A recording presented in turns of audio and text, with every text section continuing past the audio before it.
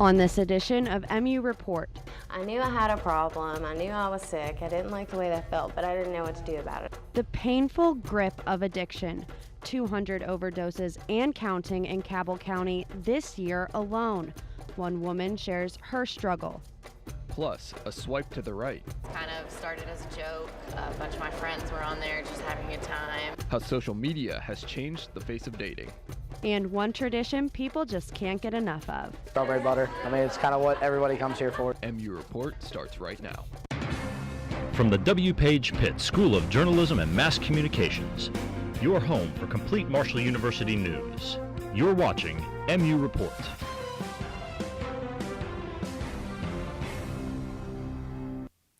$200 and counting. That's the number of drug overdoses Cabell County has seen in just 4 months. Thanks for joining us for this edition of MU Report. I'm Morgan Wright. And I'm Rob Engel. This afternoon, we're taking a look at the drug problem in Huntington, breaking down the numbers and introducing you to a woman who has spent years battling addiction. MU Report's Jesse Starkey is here now. And Jesse, there's a major push from county leaders to really make a change here. Addressing drug addiction as a disease, not a crime. That's the new way county leaders are taking a look at this problem. And it's something that really resonates with addicts and those who love them.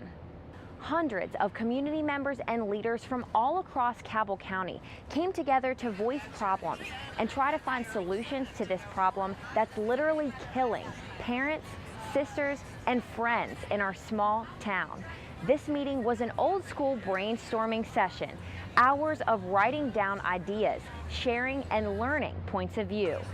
Some of the most shocking information came from Cabell County 911 dispatchers. They brought some information and hard facts about what they're expecting every day in terms of drug abuse. Here's a warning, these numbers are hard to hear. Just in this year alone, they've seen 2 overdoses a day. 24 of those were deadly. That's 24 funerals families right now in our county have to plan. And these aren't just college students. The youngest of those overdoses is just 12 years old. Cabell County Dispatch says if this trend continues, Huntington could see more than 700 overdoses in 2015. At that drug forum, I met a woman, a mother, a Marshall student who battled drug addiction for years. She agreed to share her story with me and show the face of addiction. This isn't just numbers and statistics. It's heartbreaking for families. I knew I had a problem. I knew I was sick. I didn't like the way that felt, but I didn't know what to do about it. Cassandra Chapman has faced the sickness of drug addiction for 10 years. You just get so physically ill when you start to go into withdrawals. It's scary, and like you'll do just about anything to keep from feeling that way. A sickness that has left her homeless, put her behind bars, and affected her relationship with her son. For me, it just means that it's like total self-centeredness. I don't care about anything else. A year ago, Chapman took what she says is the hardest step. She opened the door of her local rehab center. And after a year drug-free, she stands in this room and leads other women to a new life. Our curriculum classes here, we have a life skills class, we have a women's way through the steps class. We also Her place is one of the facilities working right now to fight drug addiction in Cabell County. And coordinator Lisa Bishop says it's a daily fight. But right now it's so hard because we have so much addiction. Drugs are so readily available. I mean, you know, if a girl's walking over here and their drug dealers come up and he'll give them a little something for free, you know, and then right back at it, you know. She works with women every day who struggle, and she says half of the fight is getting them to stay in recovery. You know, I have a couple girls that still get in touch with me. They've gone back out there and don't see them. She says something as little as a text message can be a glimmer of hope. If you really want it and you're willing to go after it, you know, there is another way to live. A way that Chapman says is for the better. You don't have to use no matter what. The director of her place, Lisa Bishop, told me she's seeing a huge change as drugs in Huntington is finally becoming a conversation, one that she says was ignored for far too long. Her place is one of several growing rehab programs in Huntington with meetings, sponsorships, and counseling. She told me addiction is a disease that cannot be fought alone. That's why joining these rehabilitation programs is so important. In Huntington, Jesse Starkey, MU Report.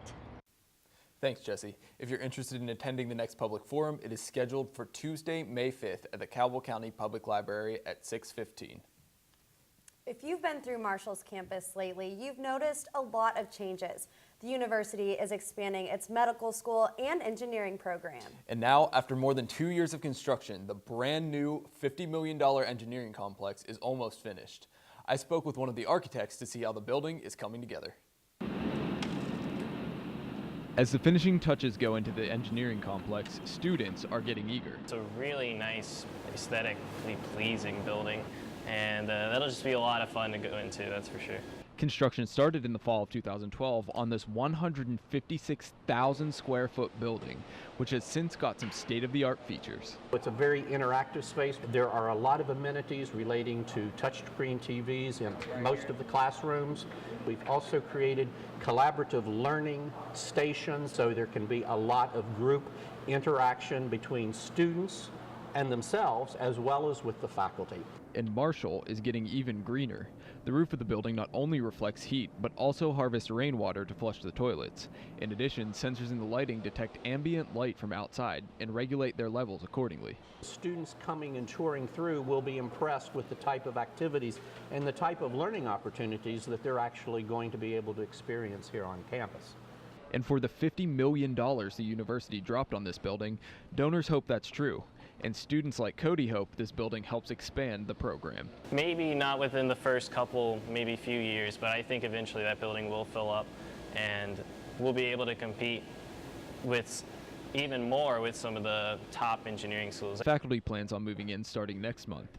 The university hopes to have students in the building by the fall semester. Marshall's medical school is also expanding into downtown Huntington. MU Report's Kayla Markham is here now. And Kayla, this move is not just a big deal for the medical school, but also for the entire community. Yeah, the med school is expanding into the Douglas Center downtown. Right now, that's the home of the Ebenezer Medical Outreach Program. I found out the two programs will be working there together to continue to serve the community. African American High School, Medical Outreach Clinic, and now Marshall University Medical School. Marshall University recently purchased the historic Douglas Center as an expansion of the medical school. The med school and the building tenant Ebenezer Medical Outreach will partner up to make a greater impact on the Huntington community. Ebenezer Medical Outreach has been in place for over 20 years, and since the very beginning, Marshall Medical School has sent their residents to help with the patients that we serve. That relationship will continue. That is one of the great things about this. Dr. Suzanne Copley has worked at Ebenezer for the past 3 years. She says missions like Ebenezer are why she studied medicine at Marshall University, and she hopes they keep the spirit of the mission alive. I would love to see Marshall continue with their support of this kind of program. I think it's important. I certainly am glad that people are getting insurance, many of them, but I still see very many. We still see a lot of people with nothing. Those folks may be with us forever. Darren Runyon says he's happy Ebenezer found a partner with enough money to give the building the updates and the little fixes it needs. I think that over time they will probably rehab the gymnasium there. They'll probably rehab the auditorium, and it's just a win-win for everyone involved. So far, there are no firm plans of use for the building, but it will be decided on the needs of the medical school and Ebenezer Medical Outreach. The 3-story downtown building will cost Marshall $780,000. In the studio, Kayla Markham, MU Report. Thanks, Kayla. College is expensive, but so is its operation. A surprising amount of money goes into making the campus look nice. MU Report's Haley Wade found out one way 2 departments have teamed up to help cut costs. The saying goes, April showers bring May flowers, and Marshall University's campus is starting to bloom. The university doesn't get that way overnight, though. Months of time and thousands of dollars are put into the process. Angela Cargill is the lead gardener for Marshall's Sustainability Department. The white petunias, and then there's the New Guinea impatiens. She says Marshall's greenhouse getting their hands a little extra dirty has saved the campus in abundance for the past few years. Once they got into the greenhouse, they would plant them with the plugs or the seeds, and I think the first year it saved them close to $20,000. It's saving green by being green, cutting back costs big time by having the university grow its own flowers. And that got them real excited, and just the ball kept spinning from there. A lot of plants Thousands. need a lot of work, but Angela says it's worth it. Students who wonder where their money goes seem to appreciate a better price for the same scenery. I actually think that's kind of cool, I guess. So we could probably use that money for something else. It's a really good use of budget strategy. I'm glad that they're actually making initiatives to save money. Angela hopes to see a little more space for those growing. Trying to get them their own greenhouse eventually would be good. They're going to need it. It may take time, but some waiting has already proved to pay off at the greenhouse. Haley Wade, MU Report. Thanks, Haley. The Sustainability Department is looking to keep improving campus by installing a butterfly garden and an on-campus nature trail. Think about it. What is it you spend 90 minutes a day doing? Cooking? Cleaning? Well, it turns out more than 50 million people spend it swiping left or right on their cell phones, and they're all just looking for love.